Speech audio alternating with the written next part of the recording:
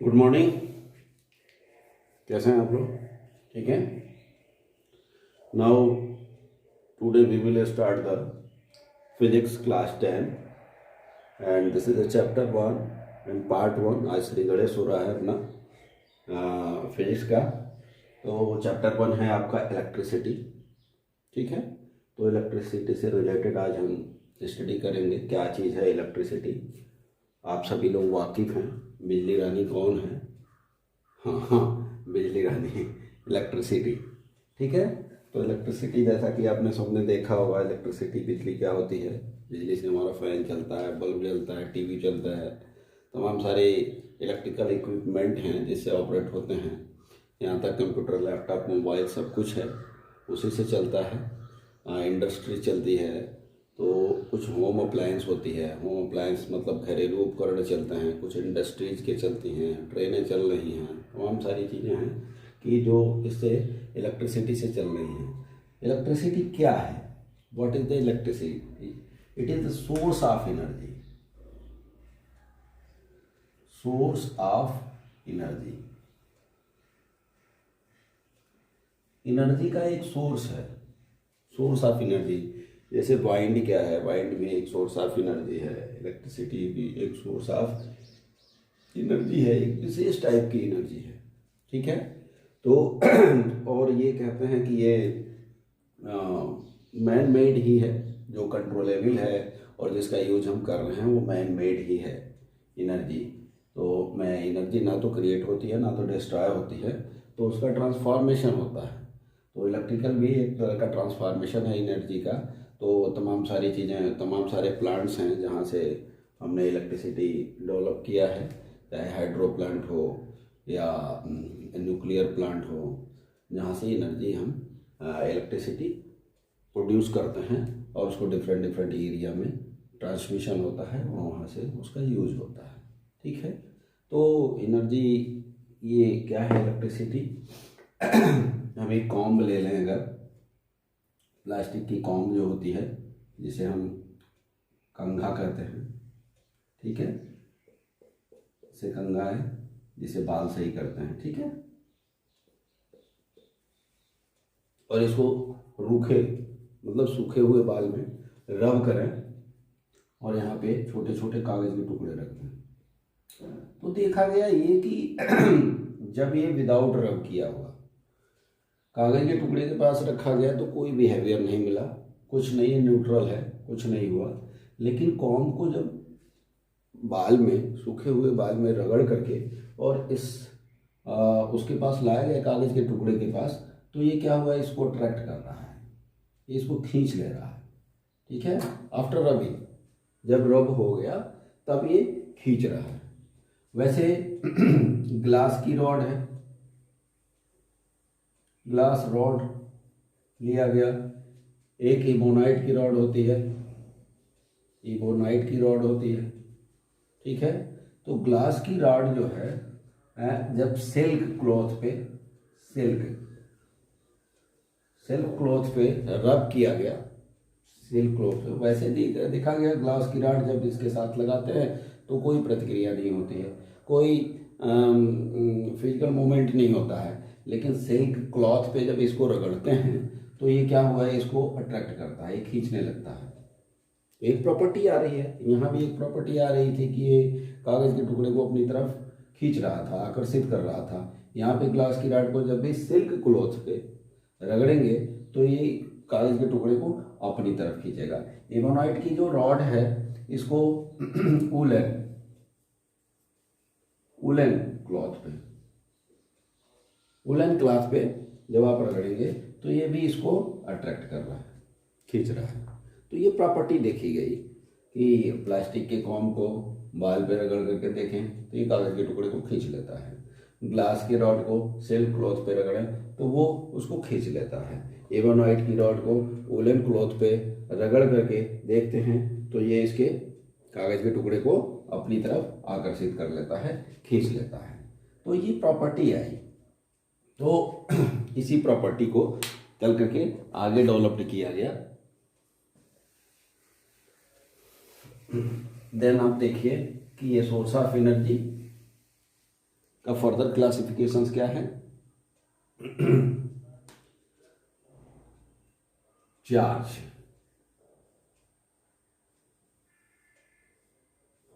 Charge इसके कितने type होते हैं? That is the positive charge and that is the negative charge. ठीक है।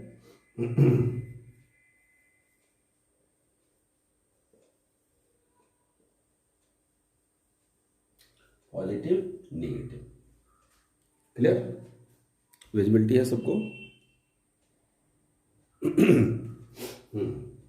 तो पॉजिटिव चार्ज और नेगेटिव चार्ज, जो चार्ज ग्लास रॉड पे आ रहा था, ग्लास रॉड पे जो चार्ज जा रहा था वो क्या है? वो पॉजिटिव चार्ज था। अभी देखेंगे कैसे। और जो इबोनाइट पे आता था, इबोनाइट रॉड किससे? उलन से रगड़ रहे थे इसको, तो इबोनाइट पे जो आ रहा था वो निगेटिव चार्ज है, और जो ग्लास पे आ रहा था वो पॉजिटिव चार्ज है। अभी देखिए पॉजिटिव नेगेटिव चार्ज आते कहाँ हैं? तो आपने पढ़ा हुआ है कि nuclear structure, atomic structure, nuclear structure नहीं, एटॉमिक स्ट्रक्चर इस तरह का होता है। ये ऑर्बिट हैं, तमाम सारे ऑर्बिट होते हैं। तो ये ऑर्बिट क्या है? इलेक्ट्रॉन्स के ऑर्बिट्स हैं, और ये न्यूक्लियस बोलते हैं। तो इसमें प्रोटॉन होता है और न्यूट्रॉन होता है। और बाहरी ऑर्बिट में क्या क्या क्या होता है? इलेक्ट्रॉन्स होते हैं। ये जहां भी होगा वो इलेक्ट्रॉन्स होगा। ठीक है। तो बाहर की तरफ इलेक्ट्रॉन्स होगा। पहले ऑर्बिट में 2 होते हैं, उसके बाद 8 होते हैं, उसके बाद 18 होते हैं। इस तरह का वो जो स्ट्रक्चर्स आप पढ़ेंगे केमिस्ट्री में, और पढ़े भी हैं, 6, 7, 8 में आया भी है कि किस हिसाब से इस ऑर्बिट को भरते हैं। ठीक है। तो आप ये देखेंगे कि प्रोटॉन्स पे क्या होता है? पॉजिटिव चार्ज होता है। ठीक है। प्रोटॉन्स पे पॉजिटिव चार्ज होता है, और इलेक्ट्रॉन्स पे नेगेटिव चार्ज होता है। ठीक है। लेकिन ये चार्ज दोनों बराबर होते हैं पर अपोजिट नेचर्स के होते हैं। तो इलेक्ट्रॉन्स पे चार्ज जो होता है, ये प्रोटॉन्स पे चार्ज होता है 1.6 इंटू 10⁻⁻19 कूलॉम। ठीक है। एंड इलेक्ट्रॉन्स पे सेम चार्ज होता है 1.6 into 10⁻⁻19 coulomb. C is stand for coulomb. Coulomb एक साइंटिस्ट थे, तो उनको सम्मान देने के लिए उनकी यूनिट ले ली गई यहाँ पे। तो एज ए कूलॉम्स, कोई पूछे चार्ज की यूनिट क्या है तो कूलॉम्स है। ठीक है। अभी उसको भी देखेंगे। तो ये प्रोटॉन्स जो है अब दोनों पे इक्वल चार्ज है, 1.6 इंटू 10⁻⁻19 कूलॉम। ठीक है। तो इन दोनों में अंतर क्या है? तो अंतर ये है, this is the positive sign and this is the negative sign. इसका क्या है? ये पॉजिटिव होता है और ये नेगेटिव होता है। इसी कारण से ये सारे इलेक्ट्रॉन क्लाउड्स जो होते हैं इस पॉजिटिव न्यूक्लियस को घेर के रखते हैं। न्यूट्रॉन्स तो न्यूट्रल ही होता है, उसके ऊपर कोई चार्ज नहीं होता है। तो ये पॉजिटिव और न्यूट्रॉन मिलकर के, प्रोटॉन और न्यूट्रॉन मिलकर के न्यूक्लियस बनाते हैं, और यही एटम बनाते हैं, और यही क्या होता है? न्यूक्लियस बनाते हैं, और यही एटॉमिक वेट होता है जितना। तो इलेक्ट्रॉन्स का बहुत कम वेट होता है, नेग्लिजिबल होता है। ये क्लाउड होते हैं, ये घूमते रहते हैं। ठीक है। अब आइए देखते हैं क्या है। इस पॉजिटिव चार्ज को बाइंड अप करने के लिए, घेरने के लिए सारे नेगेटिव चार्ज लगे रहते हैं बाहर। ठीक है। बेसिकली इलेक्ट्रिसिटी के लिए रिस्पॉन्सिबल कौन है? तो रिस्पॉन्सिबल ये इलेक्ट्रॉन्स ही हैं। और कौन से इलेक्ट्रॉन्स? क्या पहले ऑर्बिट वाले, दूसरे वाले, तीसरे वाले? तो आंसर है outer most orbit. Outer most orbit वाले इलेक्ट्रॉन जिम्मेदार होते हैं इलेक्ट्रिसिटी के लिए। क्योंकि किसी भी एटम के आउटर मोस्ट ऑर्बिट के जो इलेक्ट्रॉन्स होते हैं वो लूजली क्लोज्ड होते हैं, लूजली एनर्जी से बंधे रहते हैं, और जब स्ट्रेच पड़ता है, स्ट्रेस होता है, तो वही उनको छोड़ करके लीव आउट हो जाते हैं। सपोज दैट यहां पे एक एटम है जिसमें 11 इलेक्ट्रॉन्स हैं, 11 प्रोटॉन्स हैं और 11 ही न्यूट्रॉन्स हैं। तो तो इस पे आप बताइए कम्युलेटिव चार्ज क्या होगा। कम्युलेटिव चार्ज समझ रहे हैं, कुल मिला जुला करके कितना चार्ज होगा। ठीक, तो आंसर है कि चार्ज जो होगा वो नहीं होगा। क्यों? क्योंकि 11 इलेक्ट्रॉन्स के नेगेटिव चार्ज हैं, ये अमाउंट है, इसमें 11 का मल्टीप्लाई कर दीजिए और इसमें 11 का मल्टीप्लाई कर दीजिए, तो दोनों का अमाउंट सेम ही आएगा और एक उतना पॉजिटिव होगा मीन्स अप होगा, एक उतना डाउन होगा, तो दोनों एक दूसरे को रिड्यूस कर देंगे, तो यहाँ पे कोई चार्ज नहीं होगा। ठीक है, इस आइटम के ऊपर एक स्ट्रेस किया हमने, ठीक किया। स्ट्रेस कैसे करते हैं आगे देखेंगे, उसमें जब वोल्टेज अप्लाई करेंगे।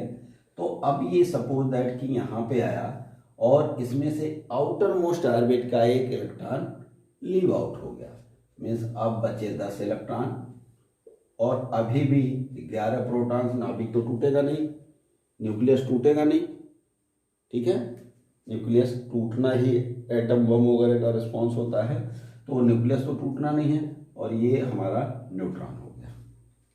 अब इस पे कितना चार्ज हुआ, तो आंसर है 10 इलेक्ट्रॉन्स मिल करके ये रिड्यूस कर देंगे 10 प्रोटॉन्स को। ठीक है, 10 हो गए तो 0, अभी भी एक प्रोटॉन्स बचा हुआ है तो ये अपना चार्ज देगा and that is the 1.6 into 10⁻⁻19 coulomb. और नेचर क्या होगा उसका, that will be positive. Means जब भी इलेक्ट्रॉन्स लीव आउट करेगा इस न्यूक्लियस पे, इस ओवरऑल एटम पे क्या चार्ज आएगा, तो पॉजिटिव चार्ज आएगा। जो छोड़ के गया, एक इलेक्ट्रॉन जो छोड़ के गया वो क्या चार्ज लेके गया, 1.6 into 10⁻⁻19 coulomb and that is the negative. Atom क्या होते हैं, एटम इनिशियल कंडीशंस में न्यूट्रल्स होते हैं, जितने प्रोटॉन्स होंगे उतने इलेक्ट्रॉन्स होंगे। क्लियर?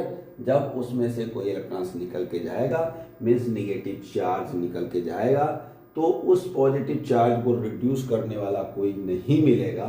एक प्रोटॉन्स देखिए यहाँ पे नहीं मिलेगा, इसलिए ओवरऑल पे यहाँ पे एक पॉजिटिव चार्ज रख देंगे।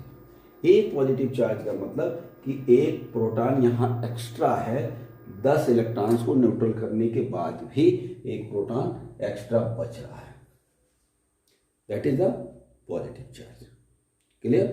तो समझ में आ गया, नेचर होगा एक पॉजिटिव चार्ज होगा, एक नेगेटिव चार्ज होगा। नेगेटिव क्या होगा, इलेक्ट्रॉन्स होगा, पॉजिटिव क्या होगा, प्रोटॉन्स होगा।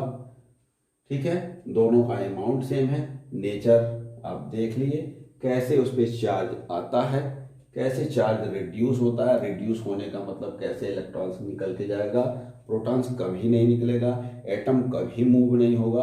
आप जब सॉलिड एक वायर लेते हैं तो यहाँ से बिजली रानी को डालते हैं, यहाँ बिजली रानी निकलती हैं, तो क्या यहाँ के एटम्स जो हैं, मॉलिक्यूल्स जो हैं, वो क्या मूव हो रहे हैं क्या?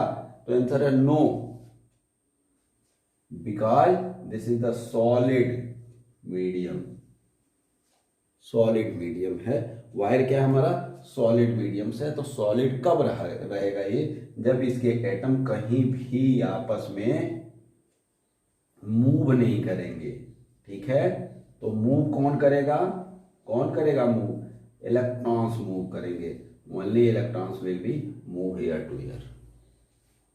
ठीक है, तो इलेक्ट्रॉन्स का केवल मूवमेंट होगा। मीन्स इलेक्ट्रिक चार्ज के लिए अगर कोई रिस्पॉन्सिबल है तो कौन है, दैट इज द इलेक्ट्रॉन्स। अगर जिस एटम में इलेक्ट्रॉन्स नहीं टूटेंगे, जिस एटम में, एक बार फिर देखिए, जिस एटम के इलेक्ट्रॉन्स आउटर मोस्ट ऑर्बिट से नहीं हम निकाल पाएंगे, ठीक है, वो क्या करेंगे, वो इलेक्ट्रिसिटी नहीं होगी और उसी को हम इंसुलेटर बोलेंगे। और जो इलेक्ट्रॉन्स अपना दे देगा इजिली, वो इजिली कंडक्ट हो जाएगा और उसी को हम कहेंगे कंडक्टर। कंडक्टर। क्लियर?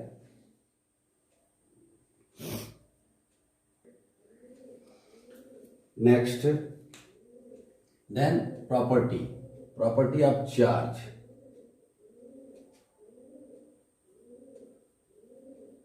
प्रॉपर्टी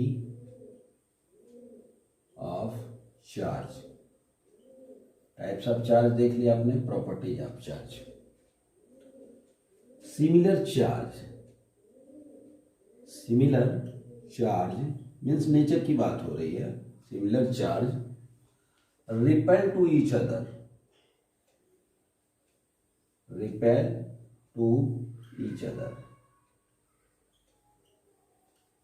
इसका क्या मतलब है? सिमिलर चार्ज अगर ये पॉजिटिव है और ये भी पॉजिटिव है, देन ये क्या करेगा, एक दूसरे को धक्का देगा। जैसे आपने मैग्नेट में देखा था कि नॉर्थ पोल क्या होता है, एक दूसरे को रिपेल करता है, बाहर करता है। साउथ पोल एक दूसरे को रिपेल करता है। वैसे निगेटिव चार्ज एक दूसरे को क्या करेगा, रिपेल करेगा। ये देखिए एरो हम बाहर की साइड लगा रहे हैं, मीन्स ये धक्का देगा एक दूसरे को। हम उसको पास लाने की कोशिश करेंगे तो हमको फोर्स लगाना पड़ेगा, क्योंकि ये खुद फोर्स लगाएगा दूर जाने के लिए। ठीक है। Opposite charge,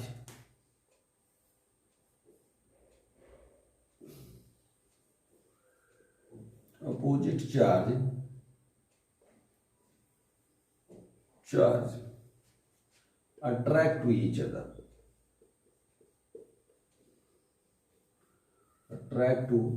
each other,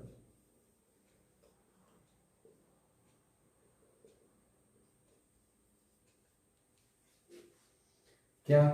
This is the positive charge and this is the negative charge. This will be attract to each other. ये देखिए अंदर की तरफ दोनों आने की कोशिश करेंगे।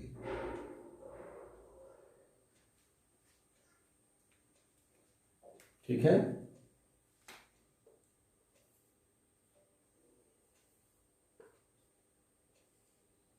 ये अंदर की तरफ लगेगा। Attractions means attractions force will be developed or apply within the opposite charge, between the opposite charge, and repulsion force will be feel between the similar charge, positive negative। इनके अलावा कोई प्रॉपर्टी बन सकती है क्या? कोई कॉम्बिनेशन बन सकता है? भाई पॉजिटिव बना दिया, नेगेटिव बना दिया, पॉजिटिव नेगेटिव या नेगेटिव पॉजिटिव जो भी है, दिस विल बी कॉम्बिनेशंस। ठीक है। नाउ एसआई यूनिट क्या होता है? SI unit of charge, SI unit of charge.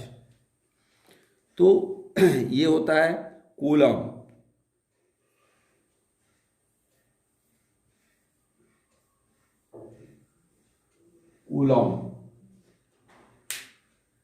ठीक है।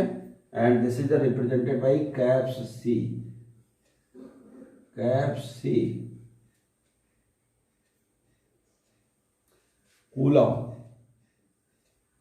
कूलम किसका यूनिट है? इलेक्ट्रिक चार्ज का। ठीक है। And that is the represented by cap C. Then coulomb को डिफाइन करते हैं कि कितना है, ये है चार्ज का यूनिट, तो कितना बड़ा होगा, क्या है, या फिर इसका अस्तित्व क्या है। तो नाउ कूलम, एक फार्मूला पढ़ा होगा आपने, F equal to 1/4 pi epsilon naught Q1 Q2 by R square. नहीं पढ़ा है तो आगे पढ़ेंगे। ये वाला तो जरूर ही पढ़ा होगा, F equal to G M1 M2 by R square. I think ये पढ़ा होगा उसमें 9th में पढ़ा है ना। हाँ, G ग्रेविटेशनल कांस्टेंट है, ये ग्रेविटेशनल फोर्स है। क्या है? ग्रेविटेशनल फोर्स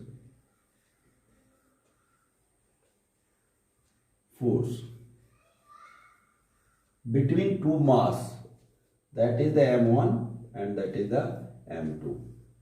इसी कारण है कि हम लोग सोलर प्लैनेट जो हैं एक दूसरे से बंधे हुए हैं और ऑर्बिट में घूम रहे हैं। भाई सन है, बीच में सन है, किनारे किनारे सारे प्लैनेट्स हैं अपने, ठीक है। स्टार हमारा सन है, सन के किनारे किनारे सारे प्लैनेट्स हैं, और यही फोर्स जो है, इस फोर्स के कारण ही ये बंधे हुए हैं और हमारा क्या है, सोलर सिस्टम एग्जिस्ट करता है। वरना सब एक दूसरे से दूर भाग जाते हैं, इधर उधर लड़ते भिड़ते और डिस्ट्रॉय हो जाते हैं। तो ये फोर्स है, ये क्या है, ग्रेविटेशनल फोर्स है। अब इस मार्कर को मैं यहाँ से छोड़ता हूँ तो फ्रीली मूव कहाँ करेगा, ये नीचे अर्थ पे जाएगा। क्यों? क्योंकि इसके अंदर भी एक मास है और अर्थ के अंदर एक मास है, तो ये दोनों मास मिल करके ये ग्रेविटेशनल कांस्टेंट है, ये बीच की डिस्टेंस है, और इसके ऊपर ये फोर्स लगाएंगे, तो फोर्स लगाएंगे तो ये क्या है, बड़ा मास जो है वो छोटे मास को अपनी तरफ अट्रैक्ट कर रहा है, खींच रहा है। भाई जो बड़ा होगा वो कमजोर, जो मजबूत होगा वो कमजोर वाले को अपनी तरफ खींच लेगा। फोर्स लगने का क्या मतलब, अगर 2 न्यूटन का फोर्स लगा रहे हैं, दो बंदों के बीच में 2 न्यूटन का फोर्स लग रहा है खींचने के लिए, तो जो उसमें हल्का होगा, कम फोर्स लगाएगा, वो खींच जाएगा, ठीक है, जिसका मास कम होगा। सेम यही है।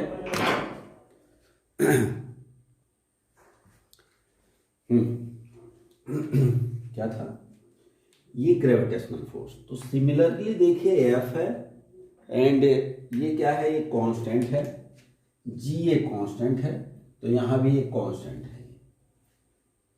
ये मास 1 मास 2 है, उनका मास कितना था, यहां पे ये Q1 Q2 जो है वो चार्ज है, इलेक्ट्रिक चार्ज है Q1 Q2। इनके बीच की डिस्टेंस ये देखिए r था, इनके बीच की भी डिस्टेंस r है। न्यूक्लियस टू न्यूक्लियस लेते हैं क्योंकि ये सेंटर टू सेंटर लेते हैं डिस्टेंस, ये न्यूक्लियस टू न्यूक्लियस लेते हैं, ठीक है। सिमिलर फोर्स है, तो ये क्या है, इलेक्ट्रिक फोर्स है, और this is the gravitational force है, ठीक। अब आइए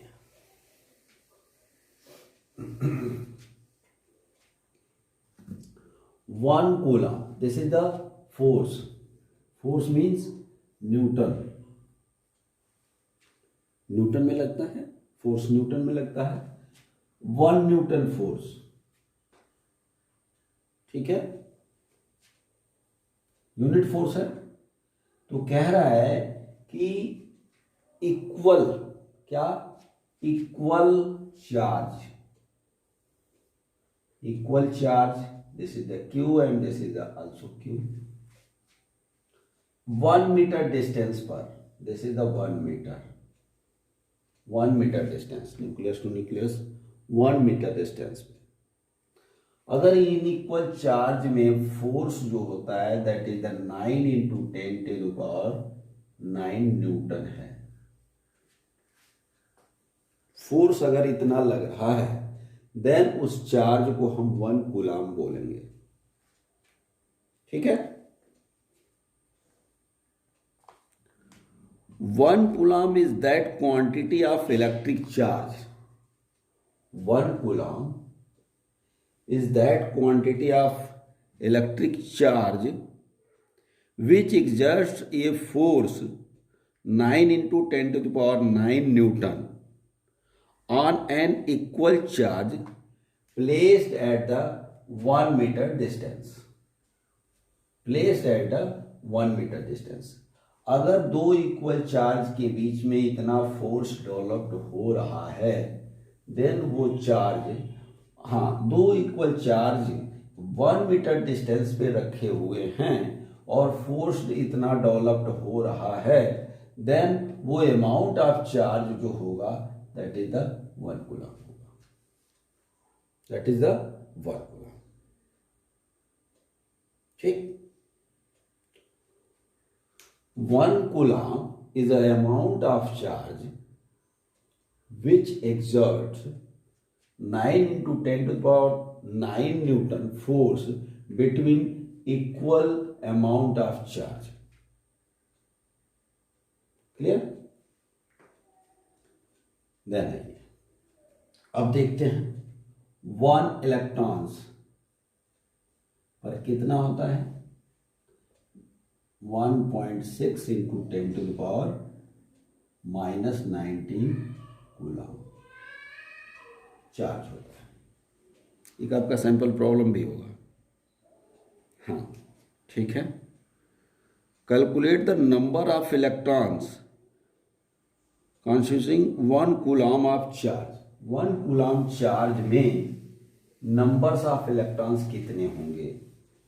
भाई आप सीधा देख रहे हैं कि this is the -19 10⁻⁻19 coulomb charge होता है, तो बहुत छोटा अमाउंट ऑफ चार्ज है जो 1 इलेक्ट्रॉन्स पे है, ठीक है ना। और इतना ही 1 प्रोटॉन पे चार्ज होगा। ये अंतर ये है कि ये नेगेटिव नेचर का है, वो पॉजिटिव नेचर का है। वो न्यूक्लियस में होगा, ये बाहर इलेक्ट्रॉन क्लाउड्स में होगा। क्लियर? देन ये बहुत छोटा चार्ज है, तो 1 कूलम यूनिट में कितने ऐसे चार्ज होंगे? देन 1 कूलम चार्ज बनेगा, ठीक है। देखते हैं। तो 1.6 into 10⁻⁻19 coulomb equal to 1 electron. Clear? Then 1 coulomb equal to this will be 1 by 1.6 into 10⁻⁻19 numbers of electrons।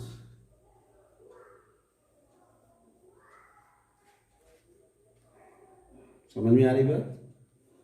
1.6 into 10⁻⁻9 coulomb equal to 1 electrons.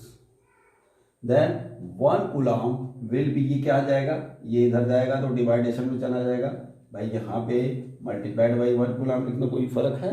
तो 1 कूलम आप यहाँ रख दीजिए, एंड इसको जब राइट साइड में ले जाएंगे तो ये इधर नोमिनेटर में है तो इधर डिनोमिनेटर पर चला जाएगा, तो 1/10 हो जाएगा। ये इलेक्ट्रॉन्स को हमने ऐसा इलेक्ट्रॉन्स लिख दिया। और ये अमाउंट आता है 6.25 इंटू 10⁻18 6.25 इंटू 10⁻18 इलेक्ट्रॉन्स।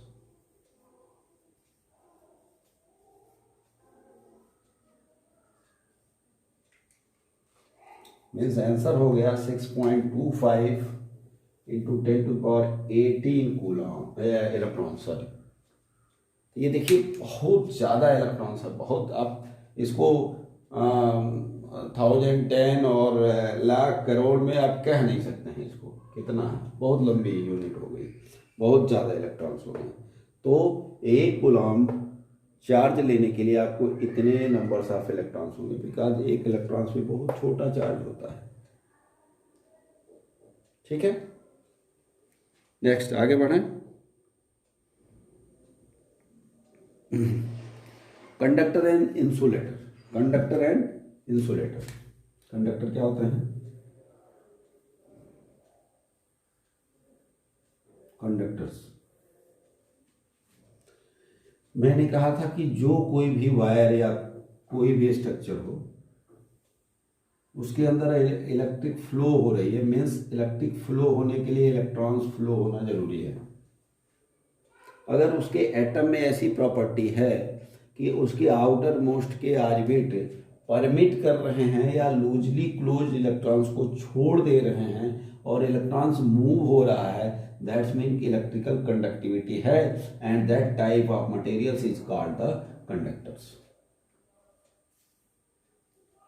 एक बार फिर, conductors is those material, conductors are those materials which permits electric currents from one end to another end, or which permits conductors are those materials whose atoms or permits outermost orbits electrons permits or give a free electrons for electrical conductivity।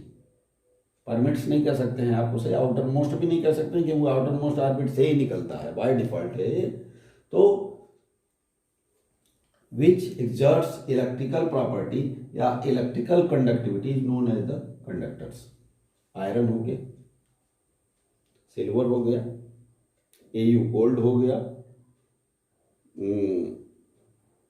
Tin हो गया, aluminium हो गया, तमाम सारे, ठीक है। Wire है, copper हो गया, कॉपर गुड कंडक्टर है, सबसे अच्छा कंडक्टर क्या है? गोल्ड है, सिल्वर है, लेकिन वो इतना मटेरियल महंगा है कि उसको ट्रांसमिशन के लिए यूज नहीं कर सकते हैं, इलेक्ट्रिक वायर्स के लिए यूज नहीं कर सकते हैं।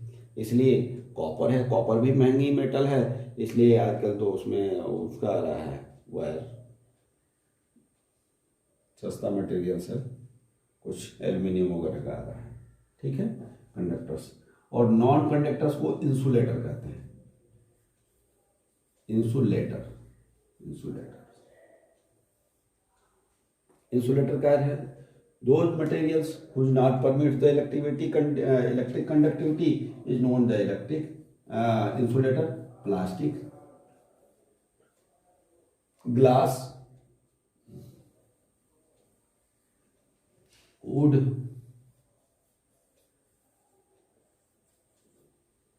इसमें हो जाएगा आपका सिल्वर, गोल्ड एंड कॉपर। ठीक, ये हो गया कंडक्टर एंड इंसुलेटर।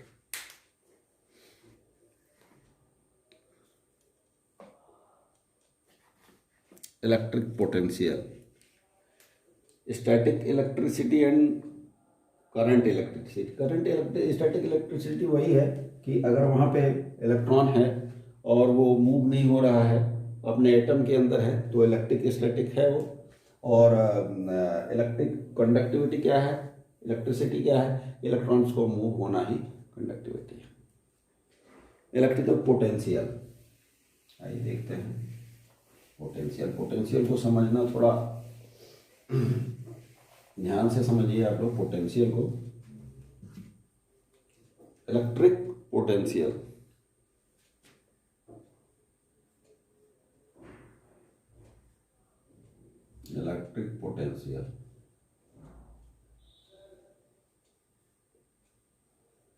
फिजिक्स जब भी पढ़ते समय, एग्जाम की बात नहीं कर रहे हैं, घड़ी नहीं देखिए, इतना रसदार है, साहित्य से भी ज़्यादा इंटरेस्टिंग होता है फिजिक्स।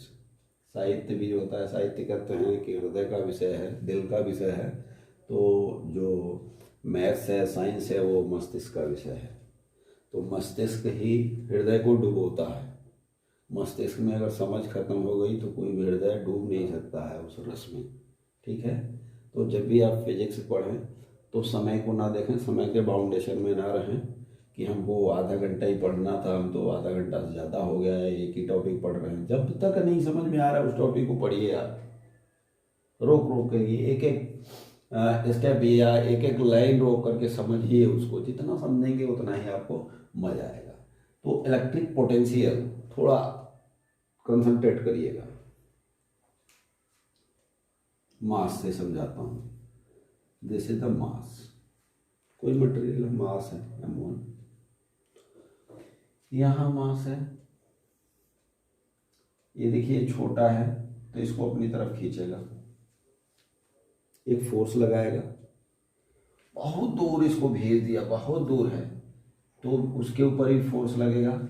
सपोज दैट ये F1 फोर्स है, ये F2 फोर्स है। आप बताइए कौन फोर्स बड़ा है?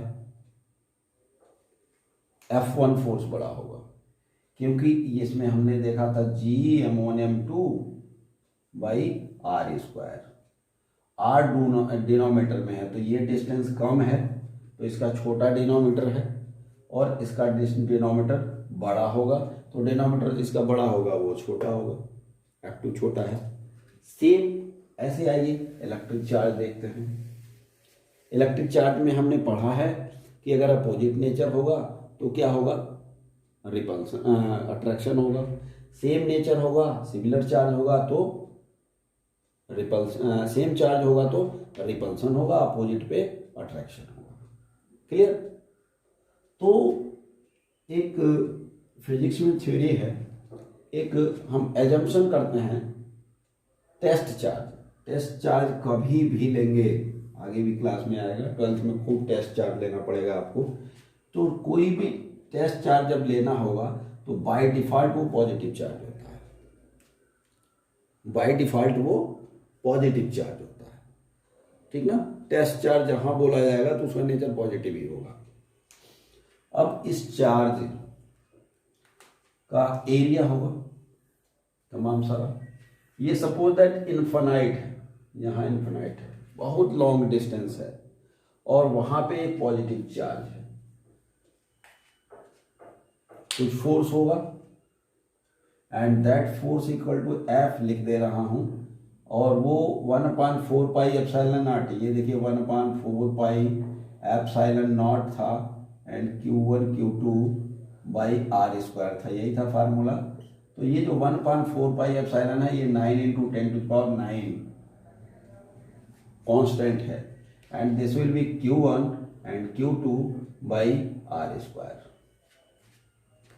ठीक है, तो ये तो कांस्टेंट है, सब में रहेगा, Q1 Q2 चेंज करिए, R चेंज करिए, ये चेंज नहीं होगा, दिस विल बी कांस्टेंट। तो ये फैक्टर, ये कोई फर्क नहीं डालेगा, कांस्टेंट।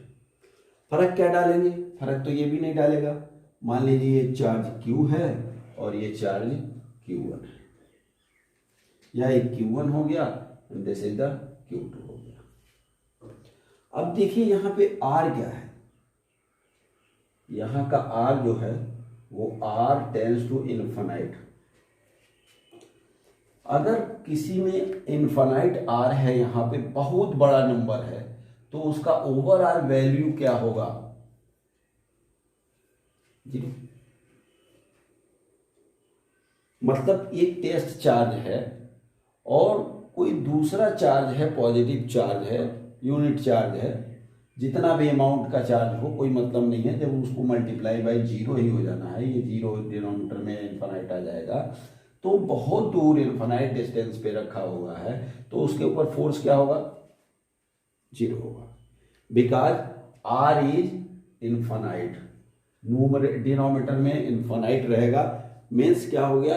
0, पूरा ओवरऑल 0 हो गया, नो मैटर कि Q1 कितना है, Q2 कितना है, क्योंकि R ने सबका क्या कह दिया? 0 बना दिया सबको। ठीक है, अब देखिए यही अगर यहां आ गया, ठीक है, यहां पे this is the R1, this is the R1, ये R था, means R1 is less than R, infinite से छोटा है, मेजरेबल है। देन इस पे फोर्स अगर F1 है और इस पे फोर्स F था, देन F1 और F में क्या रिलेशन होगा? F1 क्या होगा? R1 छोटा है, डिनोमिनेटर छोटा है, तो ये ओवरऑल जो होगा वो बड़ा होगा। F तो 0 है, ये इनफाइनाइट है और ये 0 है। तो अब देख रहे हैं, अब इसको हम यहां ले आ देते हैं, this is the positive charge और this is the R2 and force हमारा हो गया F2। Again R2 is less than R1 less than R, then F2 is greater than F1 is greater than F। समझ में आ रहा बात? जैसे जैसे ये नजदीक आ रहा है, इसके ऊपर फोर्स क्या है? बढ़ता जा रहा है, फोर्स जो है वो बढ़ता जा रहा है। मीन्स एक पॉजिटिव चार्ज को उसकी तरफ सेम नेचर के चार्ज को ले आने के लिए हमें क्या करना पड़ेगा? उसके अपोजिट में वर्क करना पड़ेगा। पॉजिटिव पॉजिटिव क्या करेंगे? रिपेल करेंगे। ना भाई तू मत आ, नहीं मेरे साथ मत आ, मैं तो नेगेटिव खोज रहा हूं, तू कहाँ आ रहा है? ठीक है, तो जब उसको हम बाइंड अप करेंगे, पास लाने की कोशिश करेंगे, तो हमें उसके ऊपर फोर्स एक्सर्ट करना पड़ेगा। ठीक है, और फोर्स करेंगे, मान लीजिए इसी चार्ज को ये यहां था और यहां से हमने यहां लाया, तो फोर्स कितना करना पड़ेगा? F2 minus F and that is the F2 minus 0 and that is the F2। Force का डिफरेंस ये हो गया। डिस्टेंस देखिए, ये हमारा R2 है, ये इनफाइनाइट है।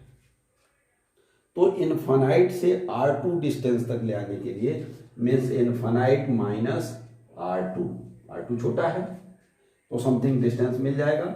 उतना डिस्प्लेस हमने किया, उतना डिस्प्लेसमेंट जब किया हमने, तो F इंटू डी क्या होता है, that is the work done, that is the work done. W equal to F into D, पढ़ा है 9th में ही पढ़ा है, F इंटू डी। तो इतना फोर्स लगा करके हम इतना डिस्प्लेसमेंट दे रहे हैं, that is the work done. तो यही पोटेंशियल डिफरेंस है। अब डेफिनेशन में क्या कहेंगे इसको, the electric potential or potential, कुछ भी कह सकते हैं। इलेक्ट्रिक पोटेंशियल मीन्स पोटेंशियल भी बोलेंगे तो इलेक्ट्रिक पोटेंशियल की बात होगी। The electric potential at A point, यहां चाहे यहां की बात हो, कहीं भी कह सकते हैं, वहां की नहीं बात कर रहे हैं। Electric potential at A point in an electric field is defined the work done in moving unit positive charge from infinite to that point। ठीक है, work done on that charge from infinite to that point. Infinite से एक unit charge को ले आने के लिए, किसी पॉइंट तक ले आने के लिए जो वर्क डन होता है, दैट इज द पोटेंशियल होता है। ठीक है, पोटेंशियल को रिप्रेजेंट करते हैं हम V से। किससे, V से रिप्रेजेंट करते हैं पोटेंशियल, कैप्स V। ठीक है, समझ में आ गई बात। अब देखिए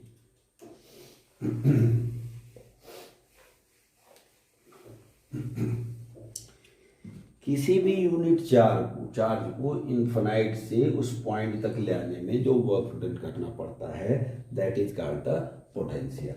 now potential difference,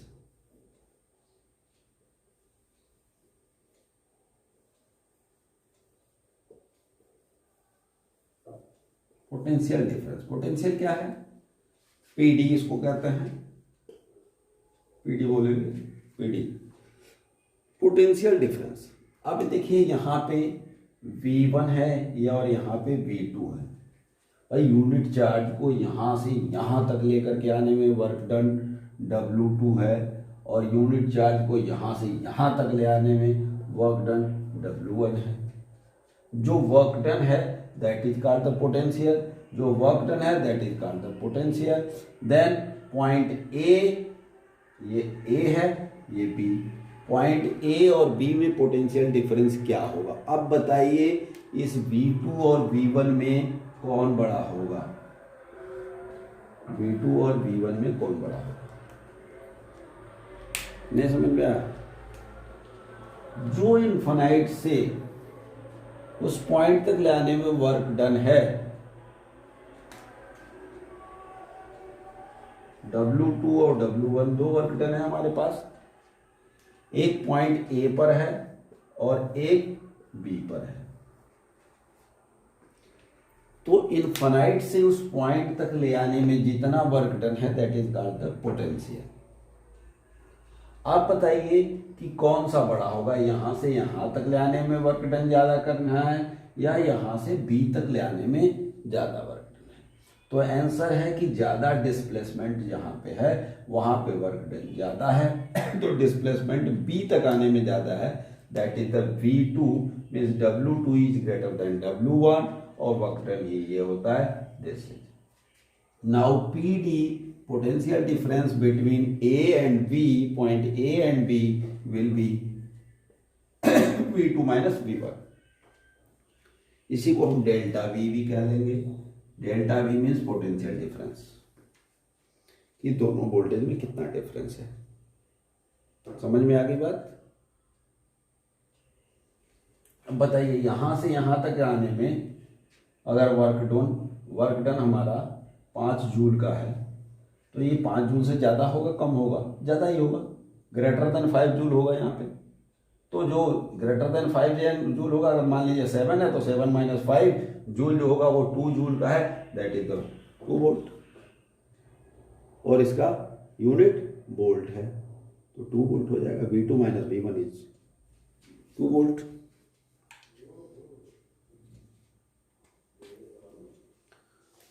then potential difference formula है आपका,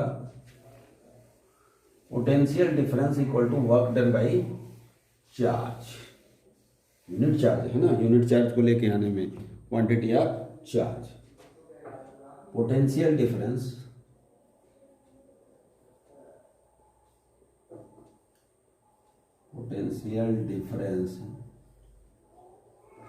equal to work done upon quantity of charge, work done upon amount of charge या quantity of charge, amount of charge मतलब अमाउंट ऑफ चार्ज जो है, जितना चार्ज मूव हुआ है उस चार्ज की क्वांटिटी से हम डिवाइड कर देंगे उसको, टोटल वर्क डन को, that is the potential difference. Unit क्या हो जाएगा, वर्क डन हो जाएगा आपका जूल और अमाउंट ऑफ चार्ज हो जाएगा कूलम, मीन्स इसको लिख सकते हैं joule per coulomb, and that is equal to volt.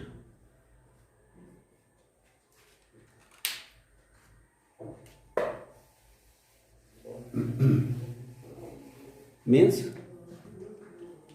1 volt equal to 1 joule per coulomb, 1 joule per coulomb, ठीक है।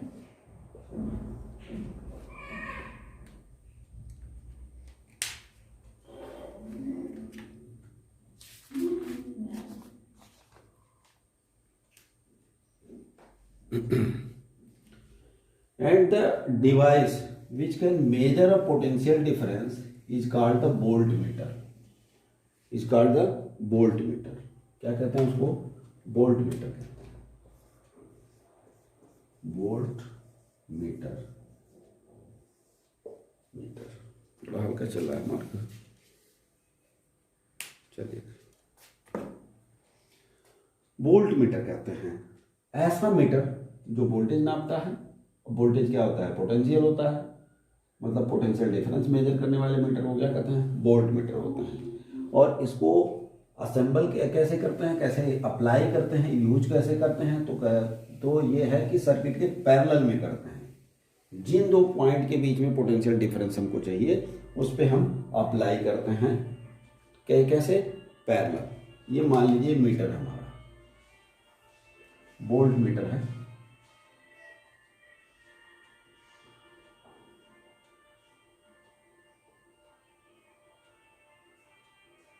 ऐसे मीटर है हमारा, और हमारा इसी में ये मूव होना है, ये ठीक है, मीटर है।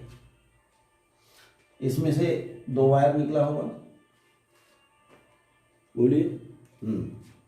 अभी कोई लाइन जा रही है, करंट जा रही है, ये रेजिस्टेंस है, इनमें 2 पॉइंट है, A and point B. Electric current जा रही है इसमें, ठीक है, यहां से करंट जा रही है। तो 1 टर्मिनल इसका जो होगा that is attached with the point A and second is attached with the B, ठीक है। इसमें से क्या होगा कि मैक्सिमम करंट तो इधर जाएगी, थोड़ी सी करंट इधर जाएगी, बिकॉज हाई रेजिस्टेंस होता है इसका, HIGH, high resistance, high resistance होता है। तो always current follow the low resistive path, low resistive path को ज्यादा इजीली। अब अगर आपके लिए एक ये उबड़ खाबड़ सड़क है और ये सीधी सड़क है और बढ़िया सी बनी हुई रोड है, तो आप आ रहे हैं तो किस पे प्रेफर करेंगे, अच्छी सड़क को प्रेफर करेंगे जिस पे कम फोर्स लगाना पड़े, हमें कम परेशानी हो, गड्ढे कम हो, स्मूथनेस ज़्यादा हो, उसको प्रेफर करेंगे, बाकी खराब वाली को नहीं प्रेफर करेंगे। तो करंट जाती तो है इसमें लेकिन प्रेफर इसको नहीं करती है, means small amount of current, small amount of current इसमें जाती है, and maximum current, max current इसमें जाती है, मैक्सिमम करंट इसमें जाती है, ठीक है। अभी देखिए करंट यहां से जा रही है, तो जिधर पॉइंट से एंट्री कर रही है ये होगा ये हायर पोटेंशियल, और ये इधर जिधर आ रही है वो लोअर पोटेंशियल होगा। क्या होगा? Lower potential.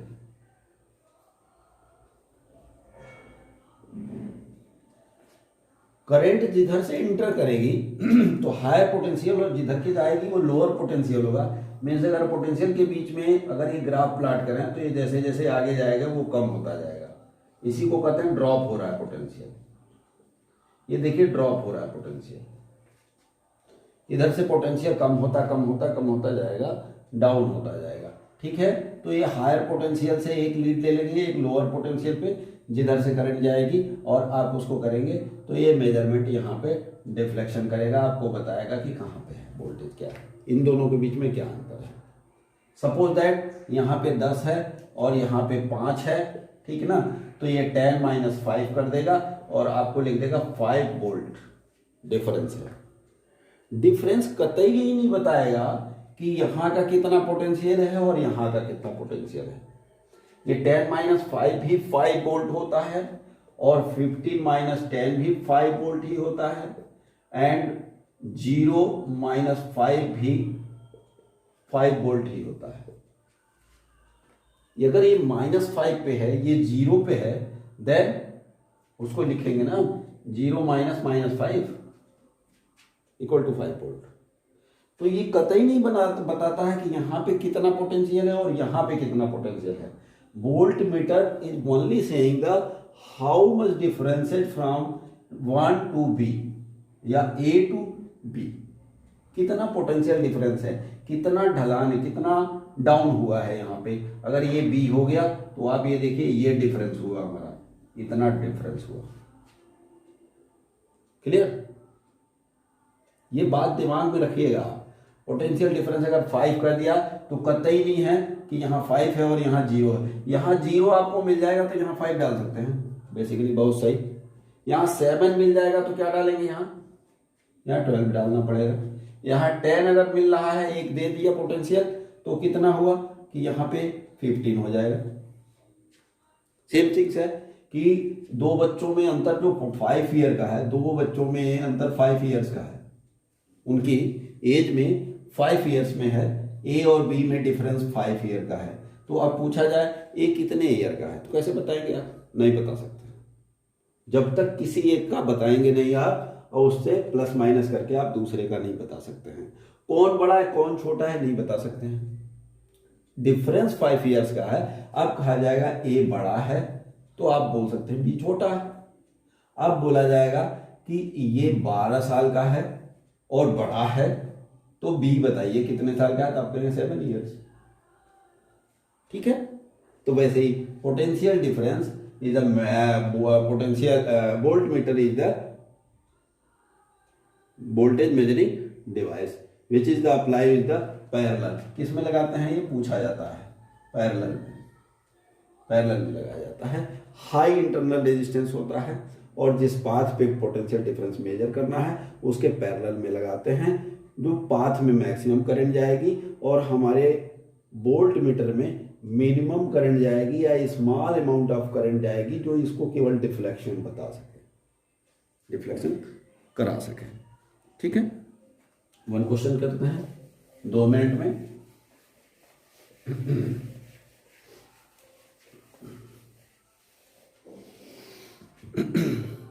How much work done is moving a charge of 2 coulomb from point at 118 volt to a point 128 volt? How much work done? Central problem है। वर्क डन क्या होगा? एक पोटेंशियल आपका दिया है V1 दिया हुआ है 118 वोल्ट एंड V2 दिया हुआ है आपका 128 वोल्ट,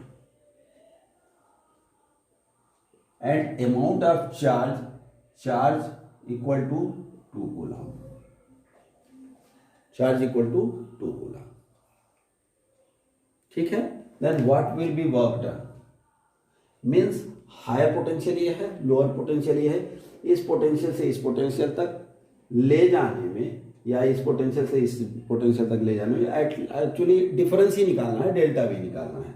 देन ये क्या होता है, बोलिए, V equal to W by Q, V equal to W by Q, ठीक। देन W पूछ रहा है, W equal to V Q and V is delta V, दो V दिया हुआ है तो V is delta V, V क्या हो जाएगा, V2 minus V1 that is 128 minus 118 equal to 10 volt, 10 volt. ऐसा नहीं लिख सकते हैं V equal to 10V, V equal to 10V कहाँ होगा, means 1V equal to 10V नहीं होगा, ठीक है। तो आप इसको वोल्ट लिख दीजिए, तो V इक्वल टू 10 वोल्ट, यहाँ 10 रख लीजिए और ये 2 कूलम है एंड दैट इज द 20, और यूनिट क्या है W का, joule, that is the 20 joule.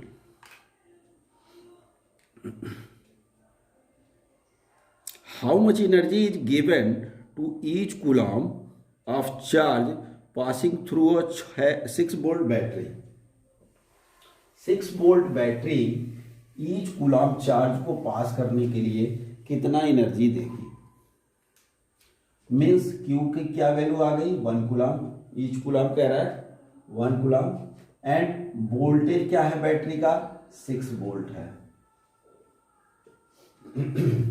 Battery देखिए आपने बिल्कुल ही देखी होगी, यहाँ पे एक खूंटी होता है, ये पॉजिटिव होता है और एक होता है नेगेटिव होता है, मीन्स हायर पोटेंशियल है, ये लोअर पोटेंशियल है, इनके बीच का डिफरेंस है that is the 6 volt. Potential difference दे दिया आपको।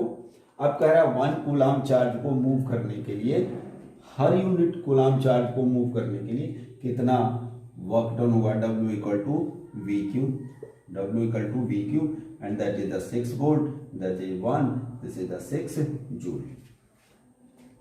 कोई दिक्कत नहीं।